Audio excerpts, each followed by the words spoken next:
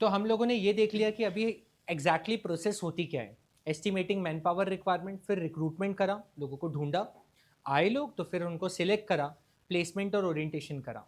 अब हम लोग थोड़ा सा डेप्थ में देखते हैं कि ये चीज़ें हैं क्या। So estimating manpower requirement में there are two type of analysis and their comparison. First is the workload analysis and another one is the workforce analysis. Workload analysis कहता है हमें कितनों की रिक्वायरमेंट है, that is called workload. Suppose last वाला example लेते हैं, मुझे कहाँ पे कितने की रिक्वायरमेंट है। तो सबसे पहले जितने मेरे पास कितने थे, 10 थे। तो ऑलरेडी जितने जितने एम्प्लॉयज मेरे पास हैं, that is called the workforce analysis.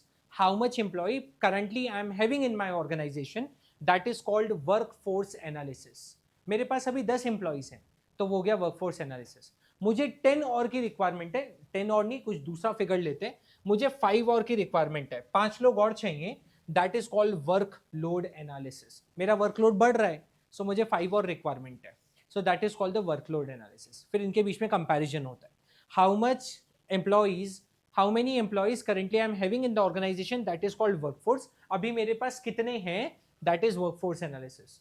और मुझे कितनों की एग्जैक्टली फ्यूचर में रिक्वायरमेंट है, that is called workload analysis. Hopefully ये आपको अच्छे से समझ में आएगा। सो मैन पावर रिक्वायरमेंट के बाद currently recruitment again, for the fresh talent हम लोग advertisement, then management consultant, internet, अलग अलग तरीके से यूज करते हैं। मैनेजमेंट कंसल्टेंट ऐसे होते हैं, बस आप उन्हें कॉल करिए और कितने पर्सन चाहिए, क्या आपकी रिक्वायरमेंट है, बस उन्हें बता दीजिए आप, वो आपके यहाँ भेज देंगे। बट वो कुछ चार्ज करते हैं आपसे, लेकिन इससे आपकी जल्दी इमीडिएटली क्या होता है, जो गैप्स होती है, जॉब्स होती हैं, वो जल्दी से फिल हो जाती है। क्या कई बार क्या होता है, हम लोग ढूंढने जाएंगे तो मुश्किल होगा, उन लोग के बहुत कॉन्टैक्ट्स होते हैं, उन लोग के बहुत तरीके होते हैं। सो आप क्या करते हैं, करेंटली पे कर देते हैं उन लोग को, कुछ चार्जेस पे कर देते हैं, और जितने चाहिए वो उतने पे कर देंगे। Clear? Moving to next, that is third is the selection. उसमें से हम लोग बेस्ट चूज करते हैं, उसमें से हम लोग क्या करते हैं, बेस्ट चूज करते हैं। Clear? Moving to next, that फिर आता है प्लेसमेंट एंड ओरिएंटेशन। उनको हमके कहाँ पे प्लेसमेंट करना है और कहाँ ओरिएंटेशन। प्लेसमेंट मतलब उन्हें कहाँ पर रखना है। सपोज आई हैव 3 ब्रांचेस, अब यहाँ पे ये मेरे पास इंटरव्यू के लिए, मुझे लग रहा है इसकी सेकंड ब्रांच में बहुत जरूरत है, so that is called the placement. Placement वहाँ होता है when you are having a more than one branch office. Placement की बात वहाँ होती है, या उसी ऑर्गेनाइजेशन में उसे कुछ किस जॉब पे रखना है। कई बार आया वो छोटी जॉब पोजीशन के लिए था, और उसकी बातों से और उसके गेस्चर से लग रहा है नहीं ये तो इस पोस्ट के लिए बहुत बेस्ट बैठेगा। सपोज एक नॉर्मल टीचर के लिए लग रहा है नहीं ये तो अकेडमिक कोऑर्डिनेटर या इसके लिए आ रहा है, तो फिर मैं उसको उसके लिए भी कर सकता हूँ। That is called the placement. Another one is the orientation. उनको न्यू एम्प्लॉइज एग्जिस्टिंग एम्प्लॉय से इंट्रोड्यूस कराना, न्यू एम्प्लॉय को एग्जिस्टिंग एम्प्लॉय से इंट्रोड्यूस कराना, सो वो एक हैबिचुअल हो जाए। ध्यान रखिएगा, जब तक वो हैबिचुअल ऑर्गेनाइजेशन से नहीं होगा तब तक वो अपना 100% नहीं देगा। एक शाइनेस जिसको हम बोलते हैं, शाइनेस उसमें रहेगी शुरुआत के 2-3 दिनों में। और बट ठीक है, एक बड़ों में नहीं रहती, बट आप जब यंग एज में कहीं जाते हैं और यंग एज में कहीं रिक्रूट हो गए, आप सिलेक्ट हो गए किसी जॉब उसमें आ गए, तब आप में शाइनेस रहती है। तो अगर इंट्रोड्यूस करा दिया जाए बेहतर है, तो फिर आप फटाफट फटाफट चीज़ें क्रैश कर लेते, क्योंकि हर एक ऑर्गेनाइजेशन का एक पैटर्न होता है काम करने का। जितनी जल्दी आप वो समझ लेते हैं उतनी जल्दी आप 100% आउटपुट दे पाते हैं कि कैसे काम करती है, ये कैसे काम करते हैं, कैसे हर एक ऑर्गेनाइजेशन का, भले वो सेम पैरामीटर पे काम कर रहे हैं, 2 ऑर्गेनाइजेशन है सेम उस पर काम करते हैं सिस्टम पे, लेकिन उनका काम करने का तरीका अलग होगा, उनका स्ट्रक्चर एक अलग होगा। ऑर्गेनाइजेशन स्ट्रक्चर की बात कर रहे हैं। देन ट्रेनिंग एंड डेवलपमेंट, इसको भी हम सब डेप्थ में देखेंगे, on the job and off the job. मैंने बोला था आगे और है performance appraisal. There are certain parameter, ऐसा नहीं कि और उस एम्प्लॉय को रख लिया, उसको सिलेक्ट कर लिया और उसको वही पैरामीटर खत्म हो गया। देयर आर अदर पैरामीटर जिसमें हम जज करते हैं वाकई काम कर रहा है या नहीं कर रहा है, या इसने जो काम करा, सपोज इसने ऑन टाइम ये सारी चीज़ें रिपोर्ट दी, ऑन टाइम कॉपी चेक करी, ऑन टाइम ये करा, रिपोर्ट दिया, रिजल्ट दिया, कॉपी चेक करके दी, these all are the performance appraisal, जो उसको आगे की जॉब के लिए क्या करते हैं, आगे के प्रमोशन के लिए एलिजिबल करते हैं। मैंने रखा था उसको नॉर्मल क्लर्क, लेकिन उसका काम बहुत अच्छा है, ऑन टाइम सारा देता है, सब कुछ देता है, मैंने उसको धीरे से फिर आगे आगे पीओ और उसके आगे फिर मैनेजर और इनके लिए करा, just because of performance appraisal. आपकी परफॉर्मेंस को एक बार चेक करना कि ये वाकई काम कर रहा है, इसके लिए कुछ हर ऑर्गेनाइजेशन के पास पैरामीटर होते हैं। पैरामीटर मतलब ऑन टाइम पहुंचना, ये करना, देयर आर सर्टेन पैरामीटर्स जो हर ऑर्गेनाइजेशन के अलग होते हैं। Then next is called and the last is called promotion and the career planning. Promotion and career planning, promotion मतलब एक स्टेप हायर, एक step higher, manager then branch manager then zonal manager, ये सारी क्या होती हैं, इसकी स्टेजेस होती है। ऑन करियर प्लानिंग मतलब यहाँ पे भी हमारा ऑफिस है और एक हमारा एब्रॉड में भी ऑफिस है, या वहाँ भेज दिया, that is called the career planning. That is called career planning. ठीक है, बहुत सारे ऐसे एम्प्लॉयज़ होते हैं जो बहुत अच्छे होते हैं, असेट बन गए किसी ऑर्गेनाइजेशन के लिए, तो ऑर्गेनाइजेशन बोलती है अब इसको अब्रॉड भेजो, अब इसको अब्रॉड भेजा जाए, क्योंकि ये यहाँ पे सक्सेस कर रहा है ऑर्गेनाइजेशन की, तो डेफिनेटली वहाँ भी करेगा। क्लियर? मैं उनका नाम भूल रहा हूँ, टाटा के कंपनी के, टाटा ग्रुप के सीईओ हैं, बट नाम भूल रहा हूँ उनको। नॉर्मल वो एक एम्प्लॉय थे, नॉर्मल, फिर करते करते करते करते एक आपके अभी तो शायद उनके खिलाफ बहुत केस भी हुआ था टाटे, साइरस मिस्त्री, if I am not wrong, Cyrus मिस्त्री। तो वो पहले नॉर्मल एम्प्लॉय थे, फिर धीरे धीरे धीरे एक समय पे शायद सीईओ बने। आई होपफुली मैं सही नाम ले रहा हूँ या नहीं ले रहा हूँ। बहुत उनकी मैंने केस स्टडी पढ़ी, एनसीएलटी और एनसीएलडीटी में केस किया था उन्होंने टाटा के खिलाफ, डिस्प्यूट हो गए थे बाद में, लेकिन उनका एक बता रहा हूँ कि पहले वो एम्प्लॉय थे, धीरे धीरे करके फिर टाटा के वो सीईओ बने, ऐसा। क्लियर? आगे बढ़ा जाए। इसके बाद मूविंग टू नेक्स्ट, कॉम्पनसेशन। ये कॉम्पनसेशन भी आपका डिसाइड होता है इस बेसिस पर, आपका जैसा परफॉर्मेंस रहेगा वैसे आपका कॉम्पनसेशन होगा।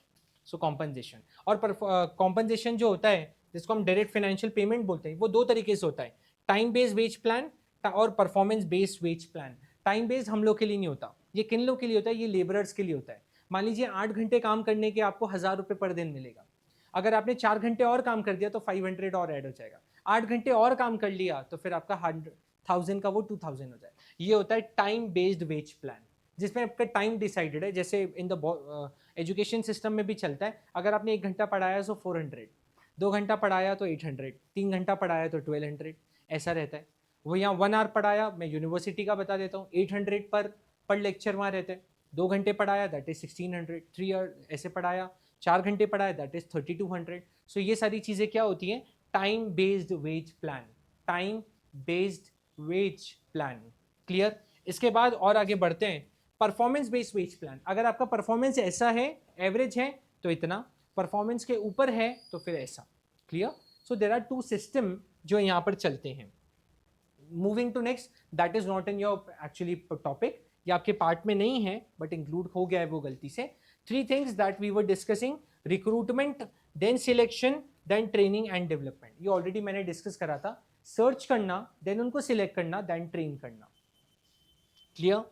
Moving to next, what is recruitment? और रिक्रूटमेंट तो बता देता, सर्चिंग द प्रोस्पेक्टिव एम्प्लॉय। ना there are 2 ways, first is the internal and second one is the external. First one is the internal and another one is the external. Internal का मतलब होता है मैंने अंदर के अंदर ही सर्च आउट कर दिया, अंदर के अंदर ही, मतलब एक नॉर्मल एम्प्लॉय था, मुझे लगा नहीं नहीं ये बहुत अच्छा काम कर रहा है, इसी को मैनेजर बना देते हैं, वो क्या हो गया? इंटरनल। इंटरनल का एक ही ड्रॉबैक रहता है, उसमें आपको कभी फ्रेश टैलेंट नहीं मिलता, जो ऑलरेडी पुराना है उसी को आपने नई पोस्ट दे दी। एक आया था नॉर्मल एम्प्लॉय था, आप कह दीजिए कि वो एक नॉर्मल एग्जीक्यूटिव है, मैंने उसको ही उठा के मैनेजर बना दिया, ये हो गया इंटरनल। दूसरा केस, मुझे मैनेजर को सर्च आउट करना था, मैंने पेपर में एडवर्टीजमेंट दिया लुकिंग फॉर अ मैनेजर, और वहाँ पे एक बाहर से कोई आया और मुझे सही वो जमा, मैंने उसको अपनी ऑर्गेनाइजेशन में मैनेजर रख दिया, दैट इज कॉल्ड एक्सटर्नल। यहाँ पे फ्रेश टैलेंट आया, मैं नहीं जानता था वो फ्रेश टैलेंट है। इंटरनल एक्सटर्नल के सबके अपने अपने इंपॉर्टेंस है, मेरिट है, और सबके अपने अपने डीमेरिट है। अगर ऑलरेडी कोई एम्प्लॉय को रखोगे तो एक फ़ायदा और एक नुकसान है। फ़ायदा ये है, फ़ायदा ये कहता है कि ऑलरेडी उसको पूरी ऑर्गेनाइजेशन के बारे में पता है, तो वो बहुत अच्छे से काम कर पाएगा। लेकिन नुकसान ये है, उसे सब कुछ पता है, उसे सब कुछ पता है, उसे पूरा का पूरा लूप होल भी पता है। लूप होल का मतलब है कि कहाँ उसे टाइम को बचाना है, कहाँ क्या करना है, एवरीथिंग ही और she may know. Clear? Moving to next, that is external. जो बाहर वाला है उसके साथ एक फ़ायदा एक नुकसान वापस है। फ़ायदा ये है कि वो नया है तो वो अच्छे से काम करेगा, क्योंकि वो नया है तो उससे अपनी रेपुटेशन और ये सारी है। लेकिन नुकसान ये है कि उसे समय बहुत लगेगा, क्योंकि वो नया है ना ऑर्गेनाइजेशन में। सो नए को तो चीज़ें ए से शुरू करनी पड़ती हैं। सो एक्सटर्नल और इंटरनल के सबके अपने अपने अच्छी बात है और सबके अपनी अपनी बुरी बात है। क्लियर? मैं आपको बता देता हूँ, खैर आगे और हम देखेंगे ही, लेकिन फॉर योर सेक मैं बता देता हूँ। इंटरनल में 2 ही चीज़ें होती हैं, that is called, the first one is called the promotion, the first one is called the promotion and another one is called the transfer, another one is called the transfer, another one is called the transfer. 2 things are there internal में, promotion और transfer. Clear है?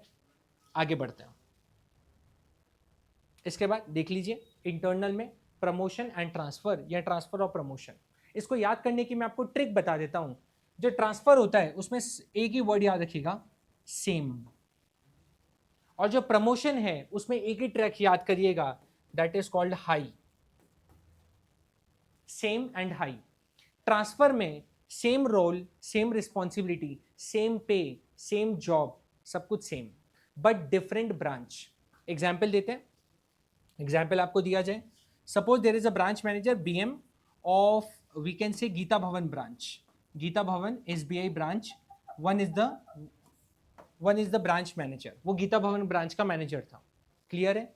उसको मैंने उठाकर वहां से गीता भवन से उसको हटाया और मैंने उसको पलाशिया ब्रांच का, BM बना दिया, BM ही बनाया, ब्रांच मैनेजर ही बनाया, और कोई चेंज ही नहीं करा। That is called only the transfer. Same job है, ब्रांच मैनेजर वहां भी था, ब्रांच मैनेजर यहाँ भी है, same job, same responsibility, same pay, पैसा वैसा सब कुछ same, time everything same, but different branch या different department, clear. That is called transfer. कहते हैं ना इसका ट्रांसफर वहां हो गया, वो यहाँ पे भी सेम पोस्ट पर था और वहां पे भी सेम पोस्ट पर है, लेकिन यहाँ पे वो ब्रांच मैनेजर था, ये समझ आया। इसके बाद हमने क्या करा, ब्रांच मैनेजर सेम सेम करा, इसलिए यहाँ पे वर्ड क्या याद दिया, सेम। लेकिन इसी केस को लेते हैं, वही पर्सन, यही पर्सन है, सपोज मान लीजिए ये वापस BM था, कहाँ का, गीता भवन ब्रांच का। मैंने इसको, बहुत अच्छा जॉब था, तो मैंने BM की जगह इसको ZM बना दिया, ZM call zonal manager. Zonal मतलब जो पूरे के पूरे इंदौर का मैनेजर है। इसमें भी ब्रांचेस चलती है, फ्लोर मैनेजर होता है, ब्रांच मैनेजर होता है, जोनल मैनेजर होता है, उसके ऊपर जनरल मैनेजर होता है। तो मैंने उसको क्या बना दिया, जोनल। अभी वो एक ब्रांच देख रहा था, वो पूरे इंदौर की ब्रांचेस देखेगा, zonal manager. That is what, promotion. कहते हैं ना प्रमोशन हो गया, मिठाई खिलाइए, प्रमोशन हो गया आपका, ठीक। That is called the promotion.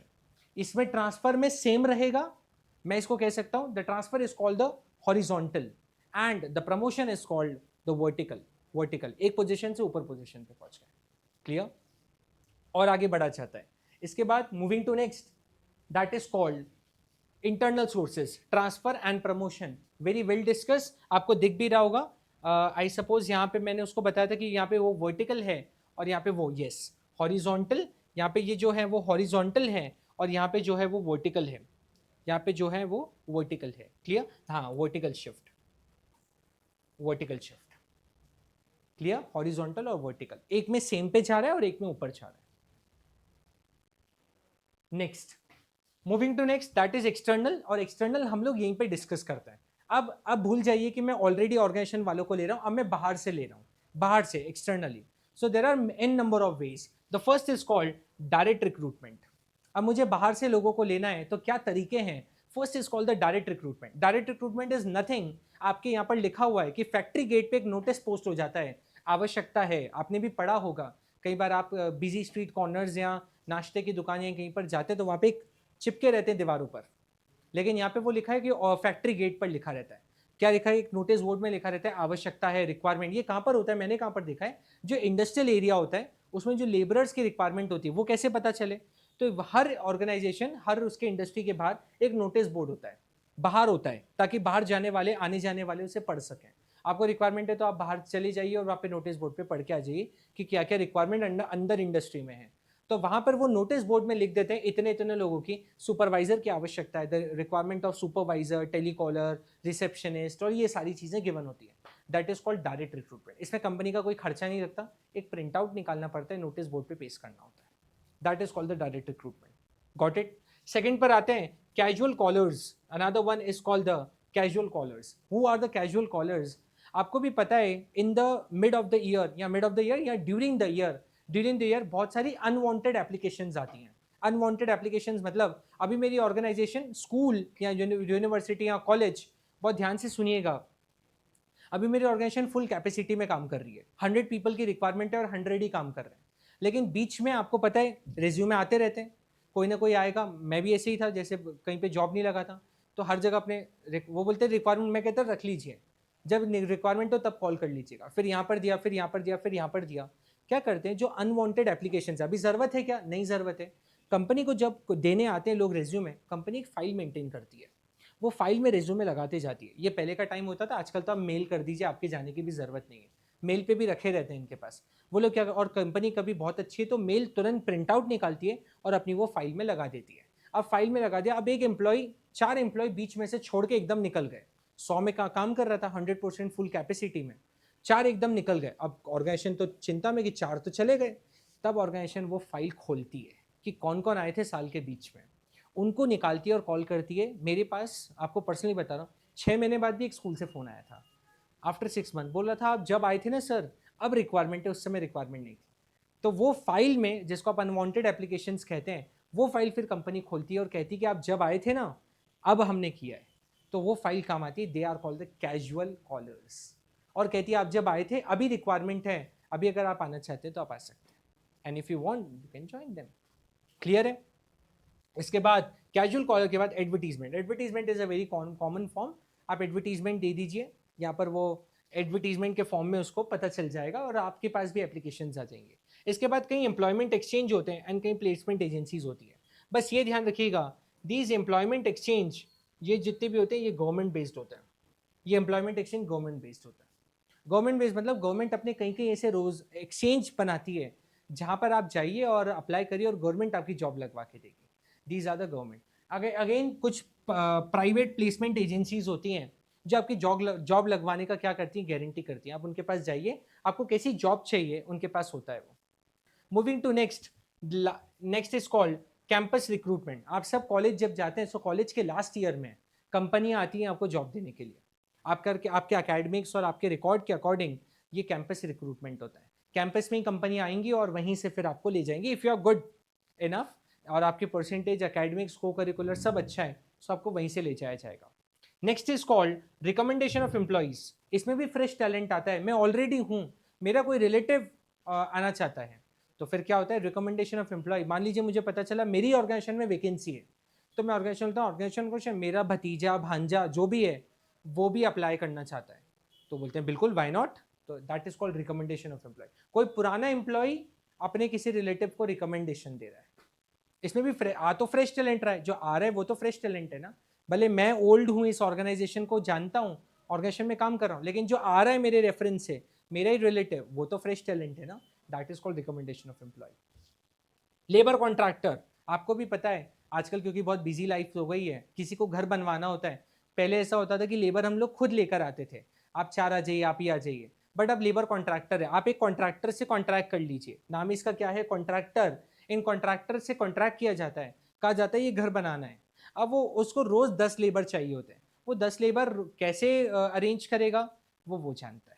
So that is called labour contract. आपको कितने लेबर्स चाहिए कॉन्ट्रैक्टर को बता दीजिए, उनके पास बहुत होते हैं, नहीं भी आते ना तो वो दूसरे ले आएगा, बस वो उसका फिर हेडेक हो जाएगा। So labour contractor, in case अगर आपको कोई कंस्ट्रक्शन का काम करवाना है तो। एडवर्टाइजिंग ऑन टेलीविजन, और ये वाला जो एडवर्टीजमेंट था, लेट मी क्लियर यू, ये न्यूज़पेपर वाला एडवर्टीजमेंट था, न्यूज़पेपर वाला physical advertisement, newspaper. Next is advertising on television, television पे दे देना। और last is called web publishing. Web publishing मतलब naukri.com, लिंक्डइन, इंस्टाग्राम, इन सब पे देना। इन सब से, these are called the external sources of recruitment. इन सब तरीके से क्या होता है, एक्सटर्नल सोर्सेज, मतलब इस सब में फ्रेश टैलेंट आता है, न्यू आता है। This external is called new one ना, इसमें न्यू आता है, न्यू टैलेंट या फ्रेश टैलेंट आपके पास आता है, fresh talent. Moving to next, that is called, अब इसमें बहुत सारा जो भी हमने पढ़ा अभी तक, वही सारी चीजें इसमें बताई गई हैं। वही सारी चीजें क्या हैं, इसमें बताई गई हैं। इंटरनल और एक्सटर्नल का फिर होता है। मूविंग टू नेक्स्ट, फिर हम इसमें सिलेक्शन की बात करेंगे।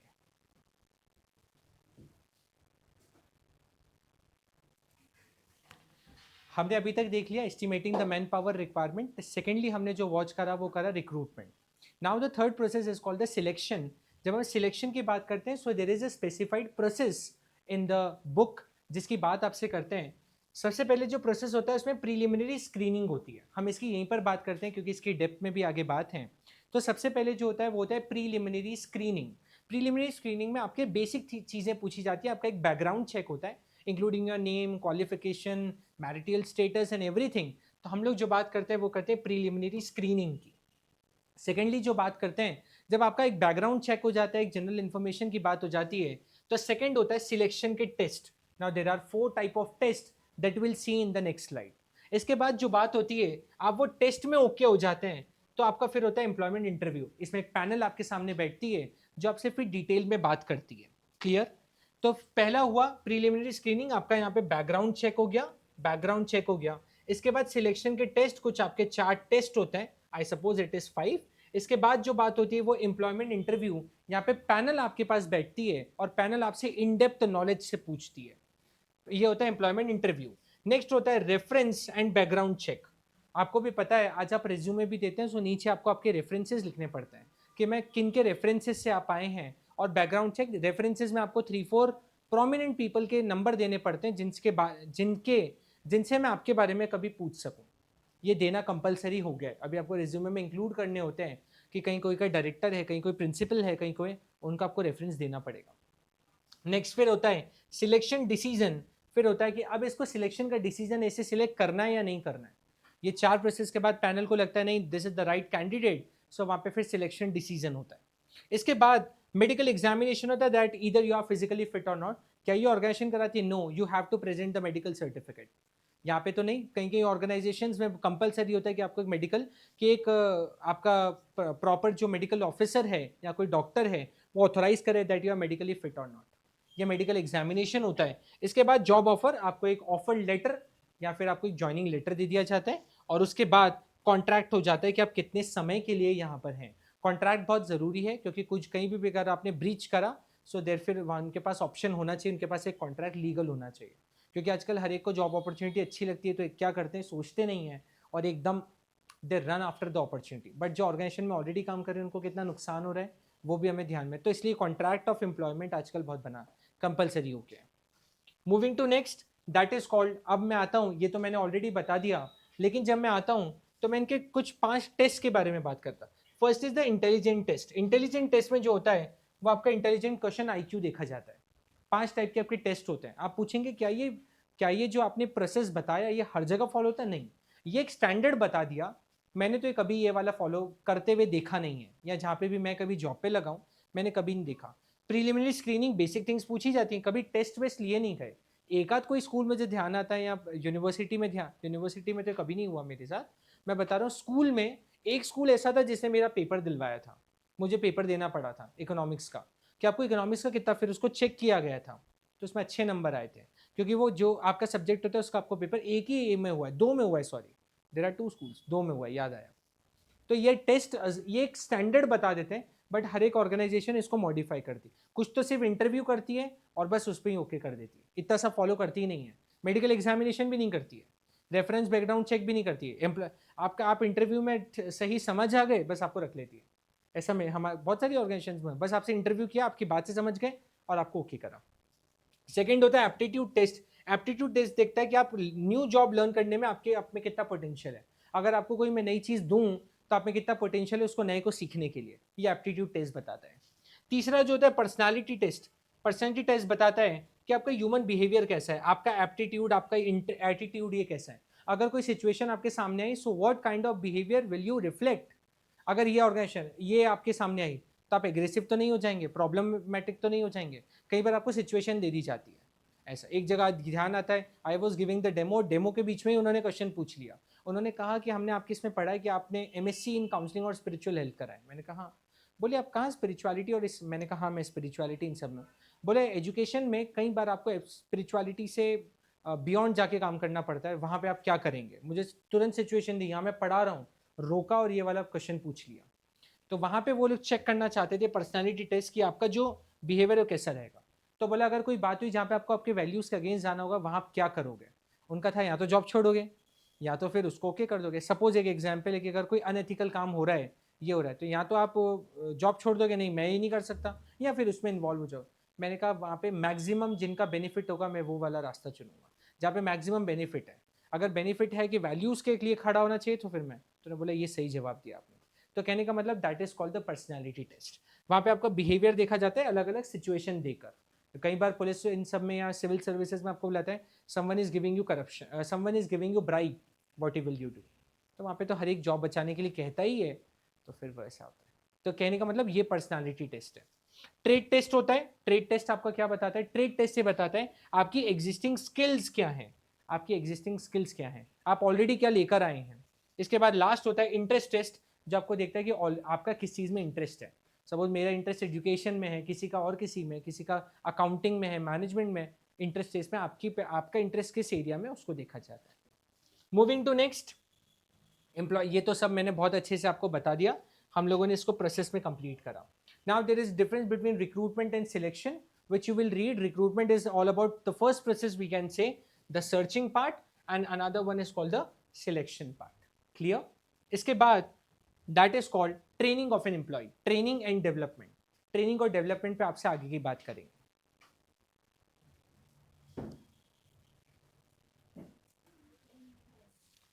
सो नेक्स्ट जो आता है that is probably the last, training and development. कई लोग बच्चे इसको एक ही समझते हैं, लेकिन मैं कहता हूँ training and development both are some different part. इसमें कुछ कुछ अलग है. It is a process of increasing knowledge and skill. Training से आपके नॉलेज और स्किल्स बढ़ती हैं, बट यहाँ पर आपकी लर्निंग और ग्रोथ होती है. Development is something we can again see the vertical part, जिसमें आप डेवलप करते जाते हैं. जैसे एक सीड से फिर वो धीरे धीरे डेवलप होते होते होते होते फिर एक प्लांट से वो ट्री, तो ये उसका डेवलपमेंट है, ट्रेनिंग नहीं है. ट्रेनिंग ऑलरेडी मैं जो हूँ उसमें मैं ट्रेन हो रहा हूँ, उसमें मैं और अपने आप को क्या स्किल्स बढ़ा रहा हूँ. मैं जिस पोजीशन पर हूँ मैं अपनी अगर स्किल्स बढ़ा रहा हूँ, that is the part of training. लेकिन जब मैं बात करता हूँ आगे डेवलपमेंट की, तो डेवलपमेंट में मेरा क्या होता है, वो आगे मेरा सिनेरियो बढ़ता जाता है. That is the part of training and development. Training it is to enable the employee to do the job better. मैं ऑलरेडी जिस पोजीशन पर हूँ मैं उसको बहुत अच्छे से करूँ, that is called the training. And we talk about the development, it is to enable the overall growth of the employee. इसमें आपका डेवलपमेंट होता जा रहा है. Clear? Moving to next, training is job oriented process and development is in career. अगर आपका development हो जाएगा तो आपके वहां पे करियर बहुत अच्छा हो जाएगा. लेकिन यहाँ पर जो वो बात है, वो बात जॉब की है, ट्रेनिंग की. ठीक है? और ये एक शॉर्ट टर्म प्रोसेस है, but development through out the life होता है और वो आगे के लिए होता है. क्लियर? सो ट्रेनिंग, मैं इन शॉर्ट ये कह देता हूँ कि ट्रेनिंग जो है वो ऑलरेडी आप जिस जॉब पोजीशन पर हैं उसी पे जो कर रहे हैं, ताकि आप आपकी जॉब को बहुत अच्छे से कर पाएं, स्किल्स को इंक्रीज कर पाएं, ये सब क्या हो गया, ट्रेनिंग. लेकिन डेवलपमेंट आपके करियर के लिए होता है. क्लियर? यहाँ पर ट्रेनिंग के टाइप्स हैं, बट डेवलपमेंट के टाइप्स नहीं है. ट्रेनिंग के नीड क्या है, बेनिफिट के क्या है ऑर्गेनाइजेशन के लिए. Reduce the learning time. आपने एक बार अगर उसको ट्रेन कर दिया, अब उसका जो लर्निंग टाइम है वो क्या हो जाएगा, रिड्यूस हो जाएगा. लर्निंग टाइम मतलब यहाँ पे रिड्यूस द लर्निंग टाइम. अब वो बहुत जल्दी सीख पाएगा. नेक्स्ट जो होता है that is called the better performance. So फिर बात करें कि ट्रेनिंग में जो है वो बेटर परफॉर्मेंस की बात की गई है. इसके बाद एटीट्यूड फॉर्मेशन. एक ट्रेन पर्सन का जो एटीट्यूड होता है दैट इज वेरी डिफरेंट. उसका जो एटीट्यूड होता है वो एक अलग होगा. द ट्रेन पीपल, उनका एक एटीट्यूड में अलग एक आपको रिफ्लेक्शन दिखेगा. सो पहला रिड्यूस द लर्निंग टाइम, फिर उसका परफॉर्मेंस भी अच्छा हो जाएगा क्योंकि उसने वो चीज़ सीख ली है. इसके बाद attitude formation, then managing the man power needs. Actually में आपकी कितनी नीड्स हैं ये ट्रेनिंग से ज़्यादा रिफ्लेक्ट हो जाता है. ट्रेन होते हैं तो आपको कितने लोगों की रिक्वायरमेंट है वो भी आप एग्जैक्टली बता पाएंगे. Moving to next, benefit to the employees. Training का ऑर्गेनाइजेशन को तो बेनिफिट मिलता ही है, लेकिन एम्प्लॉय को खुद को भी बहुत बेनिफिट मिलता है. The first one is better career option. अगर मैंने बहुत अच्छी ट्रेनिंग ले ली तो मेरे लिए करियर ऑप्शन बढ़ गए ना. मैं कहीं पे भी अच्छी जगह अप्लाई कर सकता हूँ इफ आई एम ट्रेन्ड. कहीं ऐसी ऑर्गेनाइजेशन है जहाँ पे लोग जॉब नहीं करना चाहते लेकिन वहाँ की ट्रेनिंग अटेंड करना चाहते हैं. वो जाते हैं, बोलते हैं हम जॉब करेंगे, वहाँ की ट्रेनिंग अटेंड करते हैं और फिर बोलते हैं अब हम नहीं करेंगे, क्योंकि वहाँ की ट्रेनिंग बहुत अच्छी होती है. उनकी ट्रेनिंग जो है, वो जो पर्सन होते हैं वहाँ के रिसोर्स पर्सन, वो बाहर के होते हैं, फॉरेन के होते हैं. सो वहाँ की ट्रेनिंग्स बहुत अच्छी हैं, वो कोई ट्रेनिंग के नाम से फेमस है. Clear? Second, moving to that is earning more. Earning more, अब आपकी ट्रेनिंग, अब आप ट्रेंड हो गए तो आपकी अर्निंग भी ज़्यादा बढ़ जाएगी. इसके बाद fewer chances of accident. If you are trained enough, so आपके जो एक्सीडेंट के चांसेस है वो कम होंगे, क्योंकि आपने उसको सीख लिया है ना. एक अनट्रेंड है उसके एक्सीडेंट ज़्यादा होंगे. एक्सीडेंट मतलब वो गाड़ी वाला नहीं, मैन्युफैक्चरिंग करते समय.